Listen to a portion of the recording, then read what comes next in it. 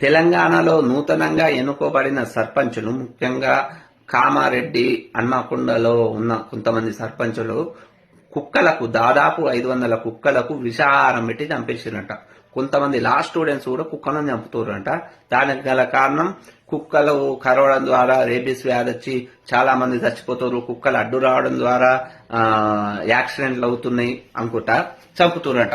వాళ్ళందరికీ సమాధానంగా రేణు దేశాయ్ గారు ప్రెస్ మీట్ పెట్టి కొన్ని క్వశ్చన్స్ అడిగారు. ఫస్ట్ క్వశ్చన్ ఏంటంటే, ఇప్పుడు కుక్క కరవడం ద్వారా చిన్నపిల్లలు చచ్చిపోయిందని కుక్కలు అన్నింటిని చంపేస్తారు కదా, మరి ఒక మనిషి రేప్ చేయడం ద్వారా చిన్నపిల్లలు కూడా చచ్చిపోతారు, మరి మనుషులు అందరిని ఎందుకు చంపలేరు అనేది ఫస్ట్ క్వశ్చన్. సెకండ్ క్వశ్చన్ ఏంటంటే, ఇప్పుడు కుక్కలు అడ్డు రావడం ద్వారా యాక్సిడెంట్లు అవుతున్నాయి, కుక్కలు అన్నిటిని చంపేస్తారు కదా, మరి మనిషి మందు దాగి నడపడం ద్వారా అతను చచ్చిపోతుండు లేదా ఇతరులను చంపుతుండు, మరి మందును బ్యాన్ చేయమని ఎందుకు అంటలేరు, మందు నడుపుతున్న అధికారులను ఎందుకు చంపుతలేరు అన్న క్వశ్చన్ అడిగింది. థర్డ్ క్వశ్చన్, దోమలు వల్ల చికెన్ గున్యా, మలేరియా, డెంగ్యూ వ్యాధులు చాలా మంది చచ్చిపోతారు, మరి ఆ దోమల నివారణ చేయాల్సిన అధికారులను ఎందుకు చంపుతలేరు, ఆ దోమలను ఎందుకు చంపకుండా ఉంచుతారు అన్న క్వశ్చన్ అడిగింది. అదేవిధంగా గవర్నమెంట్ హాస్పిటళ్లలో సరిగ్గా వైద్యం చేయక చాలా మంది చచ్చిపోతారు, మరి ఆ గవర్నమెంట్ హాస్పిటళ్లలో సరిగ్గా వైద్యం చేయాలని ఎందుకు ప్రశ్నిస్తలేరు, వైద్యం చేయని వాళ్ళని ఎందుకు చంపుతలేరు అని ప్రశ్నించింది. ఇలా చాలా ప్రశ్నిస్తూనే ఇంకో క్వశ్చన్ కూడా చెప్పింది.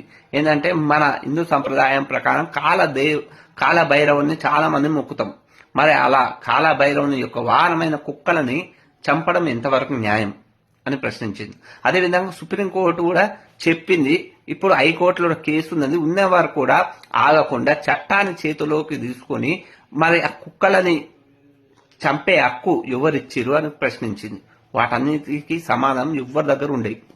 ఎందుకో తెలుసా, నేను అడుగుతున్నా, ఎవరిచ్చిరు మీకు అసలు కుక్కలని మూగజీవులను చంపే హక్కు ఎవరిచ్చారు? అవి మాట్లాడవని వాటిని చంపుతారు. చాలా మంది అన్నం లేక కూడా చచ్చిపోతారు, మరి వాళ్ళకి అన్నం ఇవ్వండి అని అడిగే హక్కు కూడా ఉంటుంది. మరి అన్నం పెట్టి బతికించండి.